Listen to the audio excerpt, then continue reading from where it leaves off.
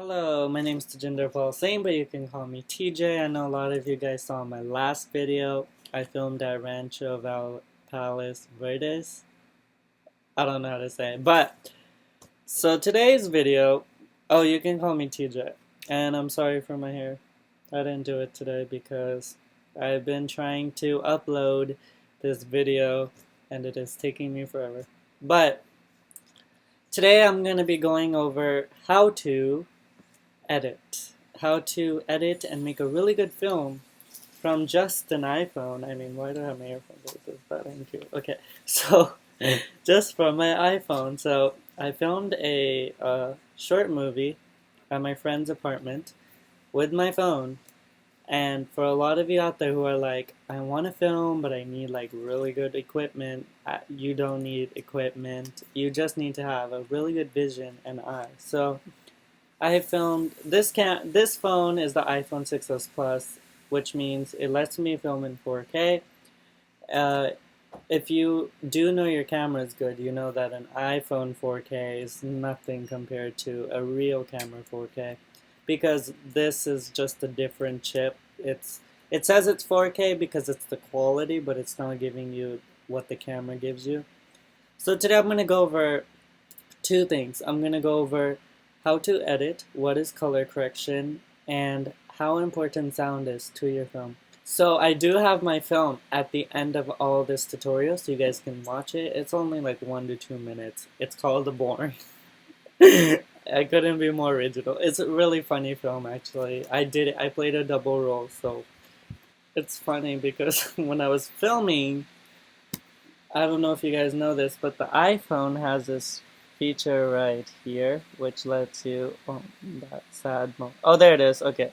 It's called Portrait Orientation Lock. And if you guys know, if you film, if you have it on and you're filming like this, all your videos are going to come out like this. And it just sucks when you're editing and it's like that. So I had to film the first two opening clips of my film like 36 times, like 36 times. Like it was so crazy. But so these are the things I'm gonna go over. If you guys have any questions, please comment. I will get back to you.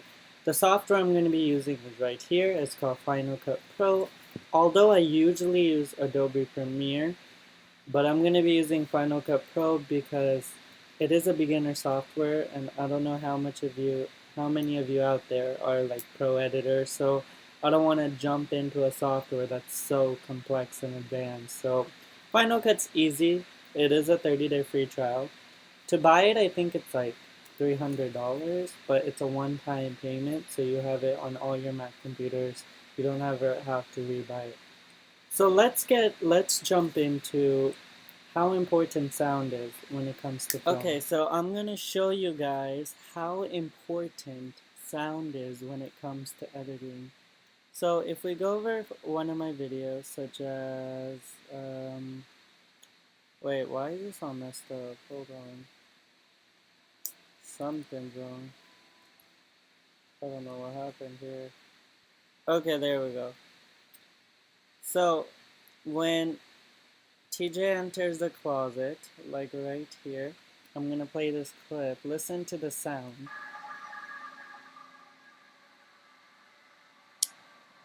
So I included this a different layer which has another sound of the light switch. The light switch is really important because it it makes your audience feel like they're all the way part of the movie.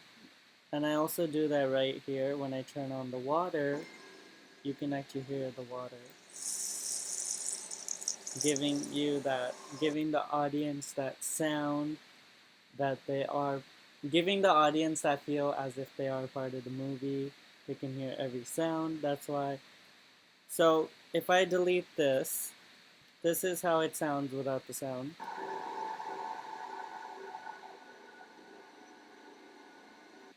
And then this is what it sounds like with the sound. So it just gives it that more realism effect. Now, you can overlay sounds, as I did right here. I overlaid so much sound. Even at the beginning of the film, when the door opens, if you closely hear the door.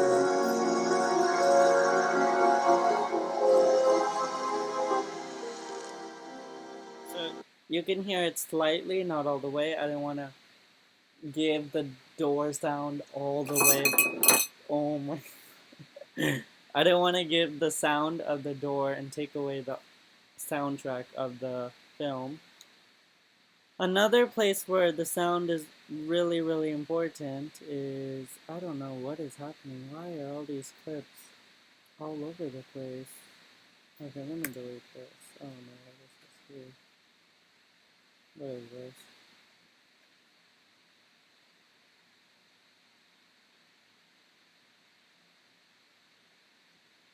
So like when TJ's brother's talking, I overlaid his original voice track with an ADR, which is separate recording, but you lip sync it into the video to give it that crystal clear sound. So, TJ, you going with us with Chris and I?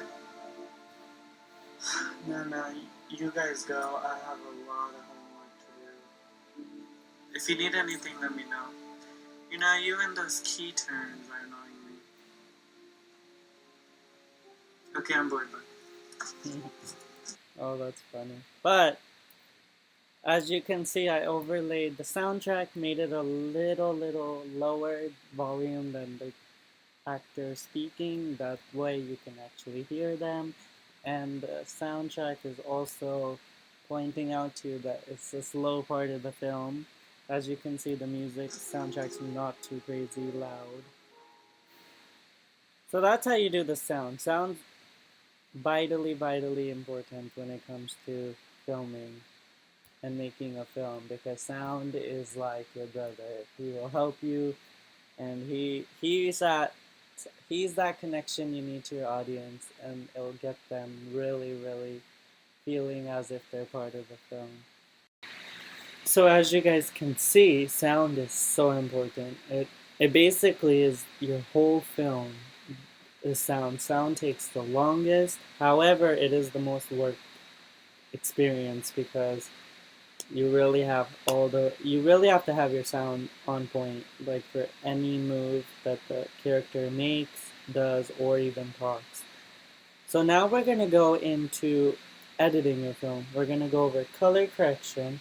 Color correction is coloring your film to give it that cinematic feel and look to it. We're also going to learn about letterbox. Letterbox are two black bars that you see on the film in every movie theater, any film you ever buy. Always have a black bar. That's because that rectangle is what the director specifically wants the viewer to see. They don't want you to be looking to the left, to the right, to the bottom, to the etc. We're going to go over letterbox. Okay, so in this part, I'm going to show you how important it is to learn the basic features of editing, like color correction, effects, and the letterbox. Now, however, I do not use Final Cut. I use Adobe Premiere. But just for all those viewers out there who it's their first time learning how to edit or even go into film at all, I'm going to be using Final Cut just because it is easy and it is quick. Uh, Adobe Premiere, however, as you can see, I have it. Oops, hold on.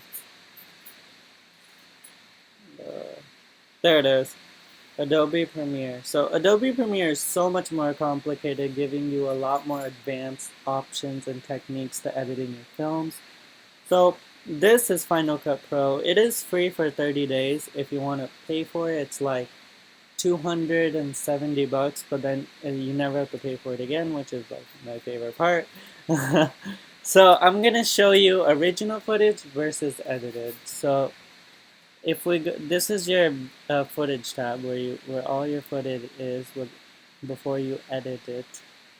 So my computer is a bit slow because I'm filming. So we're gonna drag it out under this clip. Let's let it load. Okay, there we go. So if we go over here, this is the after.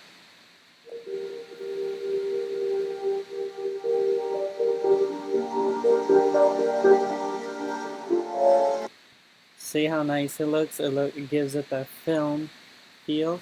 This is the before.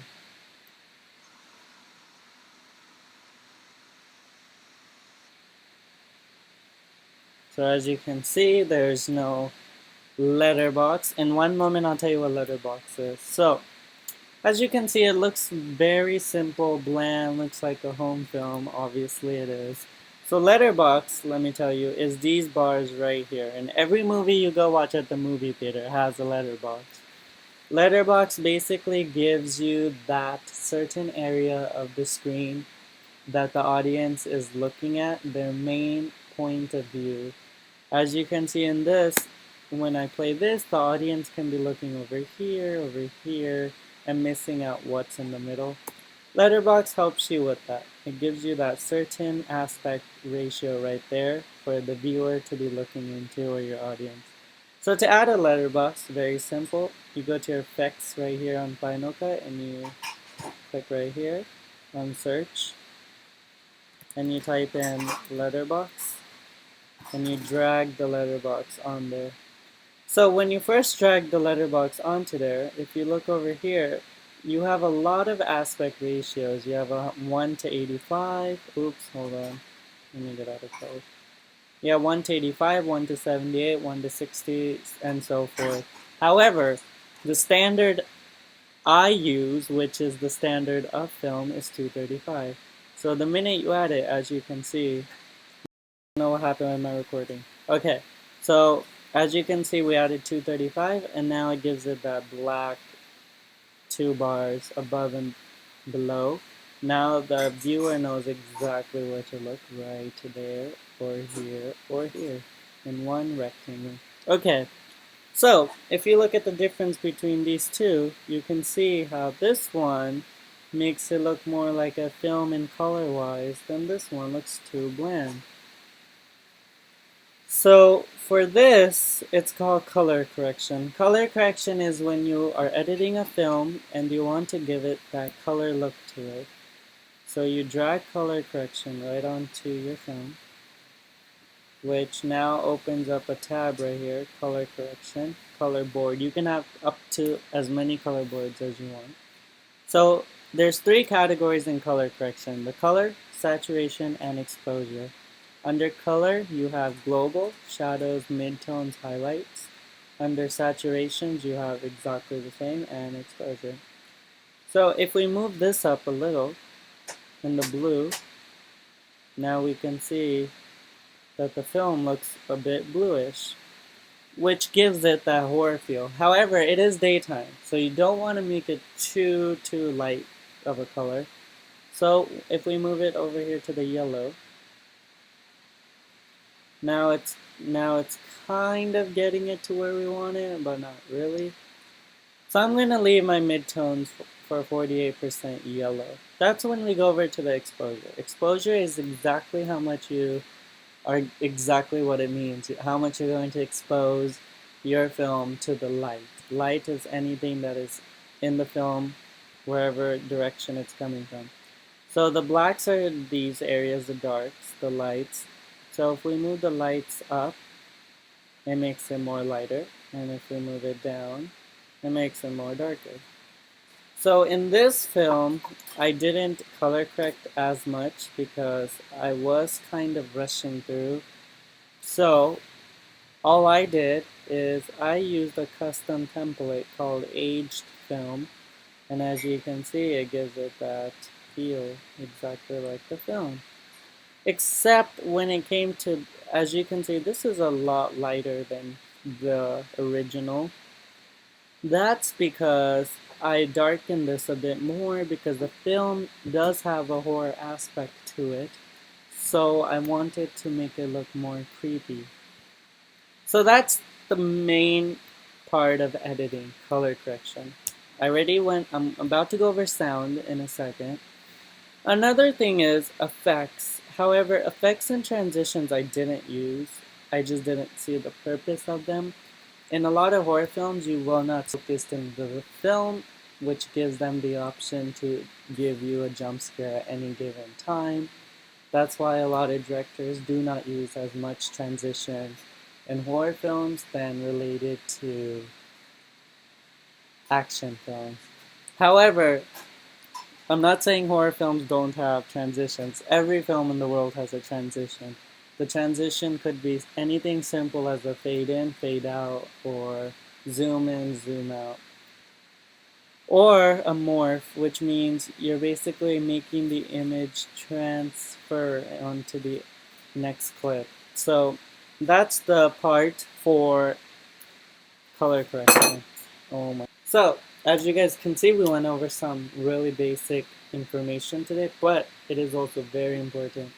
So now we're gonna jump into my film called The Boring. This is a sneak peek of it.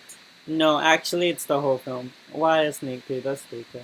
So, here's the whole film. It's 1 to 2 minutes, and it speaks. The title speaks for itself. So, enjoy it and let me know in the comments what you think of the film. Once again, it was filmed on an iPhone 6s Plus. Although I usually film all my films on my Nikon, which is I bought that camera for like almost $4,000. It is 4K though. So, however, my Nikon is kind of broken, so I'm getting it repaired right now, and I'm gonna buy a couple more lenses. But this was just filmed with the iPhone, so don't judge it too much because it's not gonna look that cool. But it's just an idea for you to understand that it doesn't matter what kind of camera you have, as long as you have the vision and the story to tell, it can work with any camera.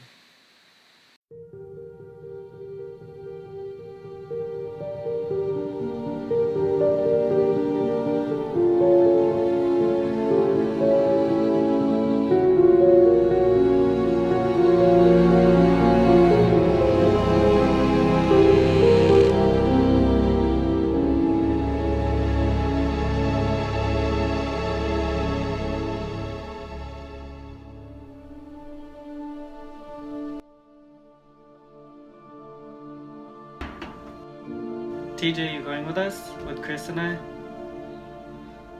No, you guys go. I have a lot of homework to do. If you need anything, let me know. You know, you and those key turns are annoying me. Okay, I'm bored, bye.